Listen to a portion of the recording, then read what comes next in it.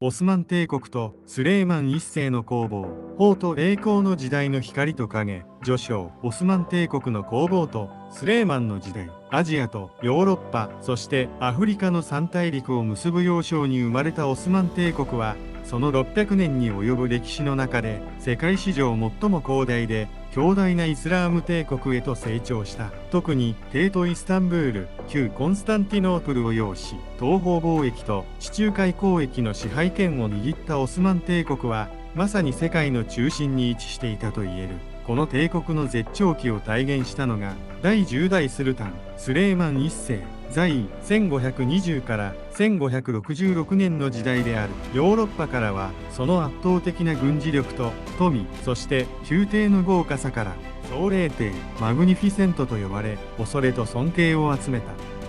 しかし、オスマン帝国内部では、彼は軍事的な勝利者としてだけでなく、何よりもカーヌーニー、王天編纂者として記憶されている。スレイマンはその長い治世を通じてイスラーム法と世俗法を統合した新たな法典を整備し、広大な帝国の行政機構と社会秩序を確立した。本論はこのスレイマン一世の時代を帝国の黄金時代として捉え、彼の治世下でどのようにして軍事、法政、文化が頂点を極めたのかを探る。同時にその壮麗な時代の中にすでに含まれていた内部の権力闘争や財政的負担といった影の要素にも光を当て、いかにしてこの黄金時代が帝国の緩やかな衰退の転換点となったのか、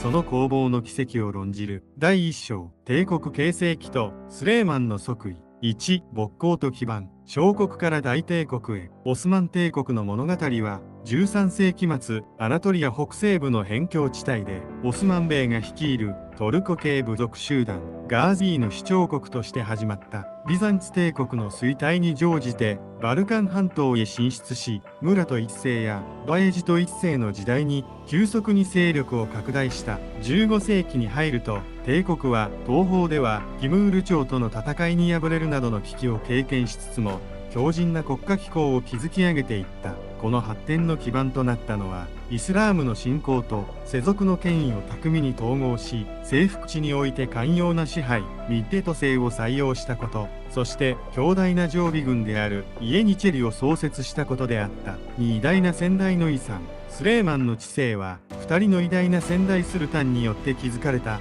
強固な遺産の上に立っていた。まず、メフメト2世、征服帝、在位1451から1481年は1453年にコンスタンティノープルを陥落させ、ビザンツ帝国に終止符を打った。この新ローマの獲得により、オスマン帝国は真の帝国へと変貌し、行政、法政の基礎が整備された。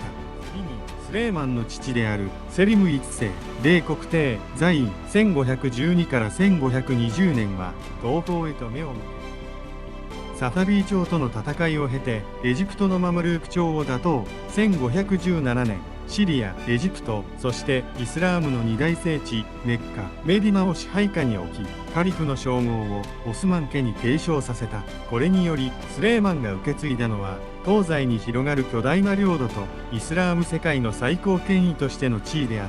た。3、若き帝王の誕生。このような圧倒的な力を背景に、スレイマンは1520年に26歳で即位した。彼は先代スルタンの慣例に従い、若い頃から地方総督、三尺兵として実務経験を積んでいたため、帝国の複雑な統治システムを熟知していた。スレイマンは即位当初から偉大な祖父メフメト2世の再来を思わせる知性と威厳に満ちた人物として期待された。彼の知性は先代が残した軍事、財政の基盤を法と行政の力で制度的に完成させるという目標から始まった。4、初期軍事活動、揺るぎない一心の確立。即位直後、スレイマンは帝国の威信と権力を確固たるものにするため、2つの重要な軍事行動に出た。まず1521年、ハンガリー王国への侵攻の要衝であったベオグラードを攻略し、ヨーロッパへの道を開いた。翌1522年には長年にわたり地中海交易の脅威となっていた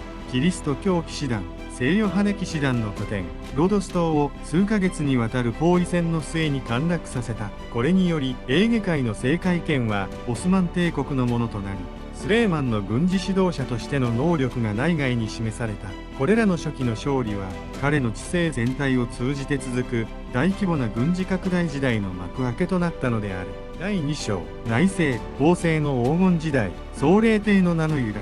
1、法典編纂者カーヌーニー、統一法の必要性。スレーマンの時代のオスマン帝国はヨーロッパ、アジア、アフリカにまたがる多民族、多宗教の広大な領域を抱えていた。この巨大な帝国を効率的かつ公正に統治するためには、地域や慣習に依存しない一貫した国家法制度が不可欠であっ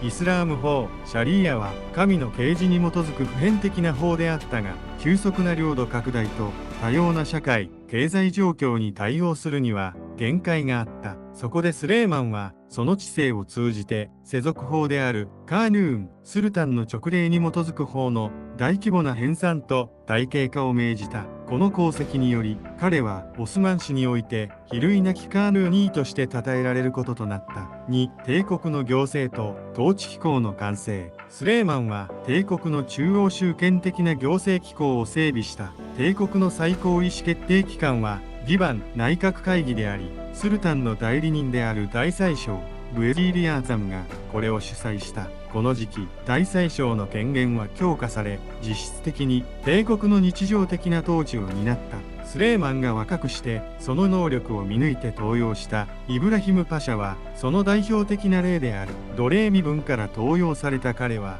スレーマンの治世初期に帝国を運営し、軍事、外交、内政の全てにおいて手腕を発揮した。また帝国の官僚機構アスキリーは異教徒の指定を招集、育成するデボシルメ制度を通じて登用され、スルタンへの忠誠心が高い有能な人材によって構成されていた。3、司法と社会の安定。カーヌーンの統合。カーヌーン法典の整備は帝国のさまざまな側面を網羅した。特に重要なのは租税法、土地法、そして刑事法の分野である。租税法は各地域の生産性や人口に基づいて課税基準を明確化し、徴税の公正さを高めた。土地法は広大な農地を国家所有としつつ、その用益権をヒマール制、軍事奉仕と引き換えに土地の徴税権を付与する制度を通じて兵士に分配することで常備軍の維持と地方統治を両立させた。刑事法においてもシャリーアの厳格な規定を補完する形で秩序維持を目的とした世俗的な罰則が設けられた。これらの法整備は広範囲な支配地において法的な安定性をもたらし、帝国の長期的な存続の基盤となった。4、常備軍の統制と腐敗の方が。オスマン帝国の軍事力の要は常備軍であるイエニチェリと地方騎兵シパーヒーであった。スレーマンの治世はイエニチェリ制度が最も完成された時期にあたる。規律正しく最新の火器を装備したイエニチェリはヨーロッパ最強の歩兵集団と評された。しかしその強力な軍事力は同時に帝国の財政を圧迫し始めた。またスレーマンの晩年になるとイエニチェリが世襲や特権の要求をはじめ、その規律が緩み始める兆候が見え始めた。これは後のオスマン帝国衰退の一因となる軍事制度の腐敗の最初の方がであったと言える。第3章、東西両面への軍事拡大と地中海制覇。スレーマン一世の治世は法による内政の安定と並行して前例のない規模の軍事遠征が展開された時代であった。スルタンはオスマン家が代々受け継いだイスラーム世界の守護者としての役割に加え、ローマ皇帝としての世界支配の野望を抱き、西方と東方、そして地中海の三正面全てで攻撃的な拡大戦略を取った。1、西方戦線。ヨーロッパの衝撃、西方への進出はスレーマンの軍事力の頂点を示した。1526年、オスマン軍は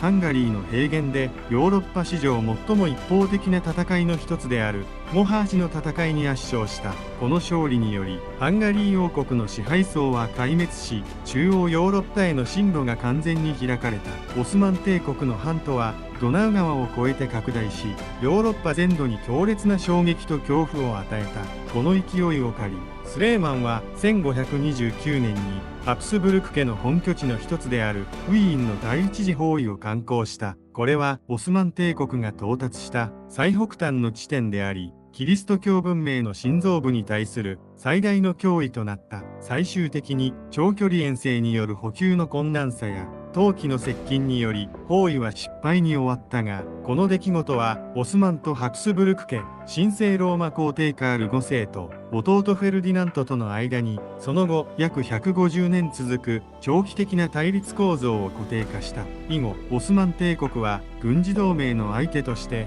フランスカピチュレーションを選び、キリスト教国間の分裂を利用する巧みな外交を展開した。2、東方戦線サファビアサ・ペルシアとの戦い。西方のハクスブルク家と並ぶ帝国のもう一つの宿敵が東方に君臨するシーア派のサファビアサ・ペルシアであった。両国の対立は領土紛争だけでなく、スンナ派イスラームの盟主であるオスマン帝国とシーア派の拡大を目指すサファビ朝との間の宗教的イデオロギー的な主導権争いでもあった。スレーマンはサファビー朝に対して数次にわたる遠征を敢行した。特に重要なのが1534年の遠征で、オスマン軍はサファビー朝の首都タブリーズを占領した後、古代メソポタミアの中心地であるバグダッドを併合した。この征服によりスレーマンはティグリス川とユーフラテス川の流域、そしてペルシア湾へのアクセスを確保し、東方貿易路を掌握した。バグダッドの支配はスレーマンのカリフとしての権威をイスラーム世界全体に確固たるものとする上で、象徴的にも地政学的にも決定的な意味を持った。3、地中海の政界権確立。スレーマンの軍事拡大は陸上にとどまらず、地中海の政界権確立へと向かった。帝国の広大な領域を維持し、ヨーロッパとの交易路を確保するため、海軍力の強化は必須であった。スレーマンはその才能を見抜いて、北アフリカの強大な海賊バルバリア海賊の指導者であったバルバロス・ハイレッティンパシャをオスマン帝国海軍の最高司令官カプダンパシャに登用した。バルバロスの指揮のもと、オスマン海軍は空前の黄金期を迎えた。そして1538年、オスマン艦隊は神聖ローマ帝国ベネツィア教皇領などからなるキリスト教連合艦隊神聖同盟とプレベザの海戦で激突した。この海戦におけるオスマン海軍の決定的な勝利は地中海における勢力図を一変させた。プレベザの勝利以降、オスマン帝国は地中海の東部と中央部の制海権を完全に掌握し、地中海は実質的にオスマンの海と化した。これにより北アフリカのアルジェやトリポリといった重要拠点も帝国領に組み込まれ、スレーマンはまさに陸と海を支配する世界帝国を完成させたのである。第4章、文化と繁栄の頂点。建築、芸術、そして宮廷。スレーマン一世の治世は軍事的な栄光と法による秩序だけでなく、オスマン帝国の芸術と文化が頂点に達した時代でもある。広大な富と安定した行政機構を背景に、イスタンブールは世界の中心としてイスラーム世界の文化的な集積地となった。1、建築家見回る指南、永遠の遺産。この時代の文化的な繁栄を象徴するのが、宮廷建築家チーフコートアーキテクトとして活躍した見回る指南である。デブシルメ出身の指南はスレーマンの治世のほぼ全期間を通じて帝国の建築事業を統括し、その作品群はオスマン古典建築の完成形とされる。彼がイスタンブールに建設したスレイマニエモスクはスルタンの意向を示す壮大な複合施設であり、モスク、神学校、病院、浴場、大正宿などを含んでいた。指南はビザンツ帝国のアヤソフィアの壮麗さを超えることを目指し、巨大なドームと金星の取れた空間構成を実現した。この建築は帝国が到達した技術力、財力、そして芸術的洗練の頂点を物語っている。2、芸術の保護と発展。スレーマンの宮廷は芸術家、職人、学者を積極的に保護し、特にトプカプ宮殿内には細密画工房、ナッカシュハーネやカリグラフィー工房が設置された。細密画と装飾、歴史書や詩集を飾る細密画はオスマン独自の様式を発展させた。鮮やかな色彩と繊細な筆致で描かれた遠征の様子や宮廷の儀式は帝国の権威を視覚的に伝える役割を果たした。カリグラフィー、書道、イスラーム文化において最も重要な芸術形式であるカリグラフィーはこの時代に最高の水準に達した。ムスタファーリなどの偉大な書家が活躍し、モスクの装飾や公文書に厳格かつ優美な文字を残した陶器、伊豆肉陶器。帝都近郊の伊豆肉で生産された陶器はスレーマン時代の文化を代表する工芸品である。初期のコバルトブルーから後にオスマンサズと呼ばれるチューリップやカーネーション、ヒヤシンスなどのモチーフにトルコレッドやエメラルドグリーンが加わり、ヨーロッパの王侯貴族の間でも珍重された。3. 宮廷文化と詩歌、知性あるスルタン。スレーマン自身もまた単なる軍事指導者ではなく、高度な知性と文化的な素養を持った人物であった。彼はムヒッピーというペンネームを持つ詩人であり、多くの詩、ディワンも残している。彼の詩は愛、信仰、人生の儚さといったテーマを扱い、当時のオスマン貴族や知識人の間で共有されていた宮廷文化の奥深さを示している。トプカプ宮殿は図書館や教育機関、マドラサが充実し、イスラーム世界各地から集まった学者が学問を研鑽する一大インテリジェンスセンターとしての機能も担っていた。4. ロクセラーナ、ヒュッテムの影響、権力構造の変化。スレーマンの知性は帝国の権力構造に根本的な変化をもたらした。その中心にいたのが彼の長妃であり、後に正式な妻となったロクセラーナ・ヒュッティムスルタンである。ウクライナ出身の彼女は、ハレムの女性が政治に干渉することを厳しく禁じるオスマン家の伝統を破り、スレーマンの絶大な寵愛を盾に宮廷内で前例のない影響力を持った。彼女はスルタンの公的な居所であるトプカプ宮殿に移り住み、スレーマンの遠征中には彼と文通を行い、政治的な助言を与えた。ヒュッテムの台頭は後のオスマン帝国で女人の統治、カルンナル・スルタンナクと呼ばれるハレムの女性たちが政治権力を握る時代への布石となった。彼女は第5章で詳述する大宰相イブラヒムパシャの処刑や自身の息子を後継者に据えるための皇位継承争いに深く関与し、黄金時代の光の裏側で進行していた。深刻な宮廷内の権力闘争の象徴となったのである。第5章、黄昏の知性と帝国の転換期。スレーマン一世の知性は前半の華々しい軍事と統制の成功に比して、後半期は宮廷内の陰謀や権力闘争、そして巨大帝国を維持するコストの増大といった影の要素が濃くなり始めた。スレーマン自身が築き上げた中央集権体制は後継者や重臣たちの能力に依存する脆さを内包しており、黄金時代は緩やかな衰退の転換期へと差し掛かっていた。1. 権力闘争と悲劇、重臣と王子の粛清。スレーマン治世最大の悲劇は、彼が最も信頼を置いていた2人の人物の死に集約される。1人目は若きスルタンを支えた大宰相イブラヒムパシャの処刑、1536年である。イブラヒムは奴隷出身でありながら、スレーマンの厚い信頼を受けて帝国の実質的な支配者となったが、その絶大な権勢がスルタンの警戒を招き、最終的には処刑された。これによりスルタンと大宰相という二極構造のバランスが崩れ、トプカプ宮殿内の権力闘争の激化が始まる。2人目はスレーマンの長男であり、最も有能な後継者と目されていた王子ムスタファの処刑、1553年である。長妃ロクセラーナ・ヒュッテムは自身の息子セリムを即位させるため、ムスタファが父スルタンに対して反乱を企てているという讒言を行った。スレーマンはこれを信じ、遠征中にムスタファを処刑させた。この事件はスルタンの判断ミスであると広く認識され、イエニチェリをはじめとする帝国内部に動揺と不信感をもたらした。これらの悲劇はヒュッテムという女性が政治に深く介入し、ハレムの権力が増大したことを象徴している。2. 財政の悪化と社会の変化。スレーマンが推進した数十回にわたる大規模な軍事遠征は帝国の財政に大きな負担をかけた。新たな征服地の獲得による収入増はあったものの、常備軍であるイエニチェリへの高額な補給や広大な国境の防衛費用は出費を膨らませた。さらに16世紀半ばにはヨーロッパにおいて価格革命が起こり、南米からの大量の銀が流入したことでオスマン帝国の通貨価値が下落し始めた。これに対応するためオスマン帝国は通貨改鋳や増税を行ったが、これが物価の上昇と社会の混乱を招いた。またアメリカ大陸航路の確立により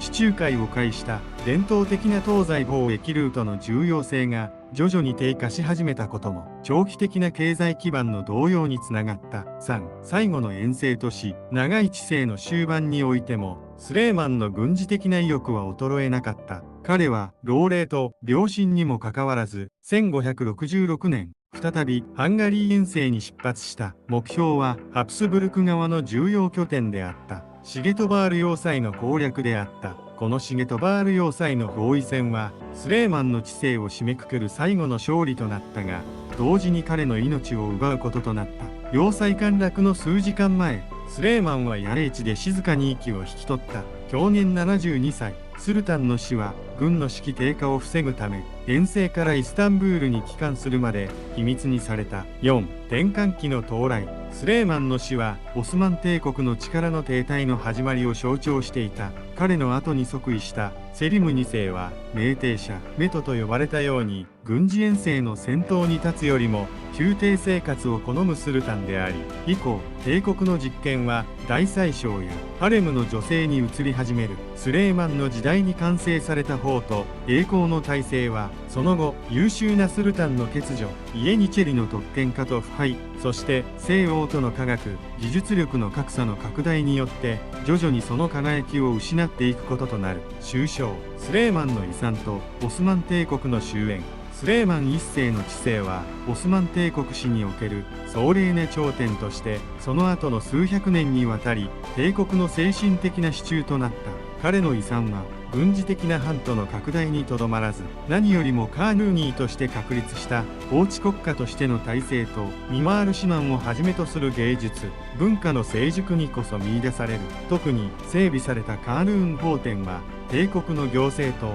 社会の公正さを保障する根幹となり、緩やかな衰退期においても国家機構が崩壊を防ぐ役割を果たし続けた。しかし第5章で見たように黄金時代の光の裏側では専制君主制の持つ本質的な脆さが露呈していた。後継者問題、ハレム政治の台頭、そして大宰相への過度な権限集中は有能なスルタンの不在が即座に統治の弛緩につながる構造を生み出した。スレーマンの後に即位したセリム2世以降、スルタンが自ら軍を率いて遠征に出る慣習が途絶え、宮廷内に引きこもる傾向、籠城が強まったことは帝国の活力を奪う決定的な転換点となった。さらにこの時期以降、世界は急速に変化していた。大航海時代による東西貿易ルートの変化はオスマン帝国の経済的優位性を揺るがし、西ヨーロッパにおけるルネサンス、宗教改革、そして科学革命は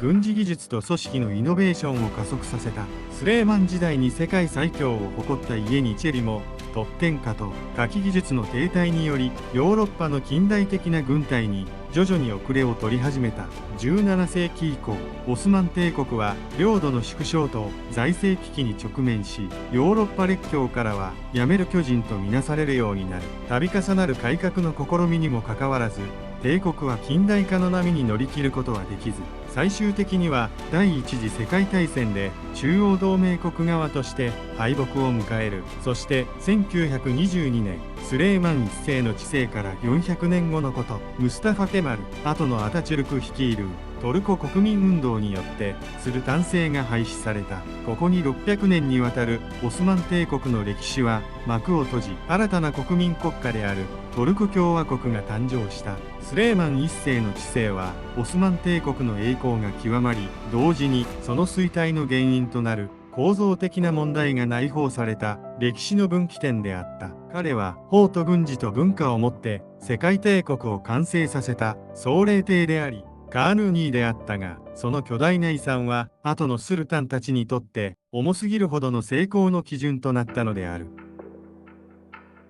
チャンネル登録、高評価お願いします。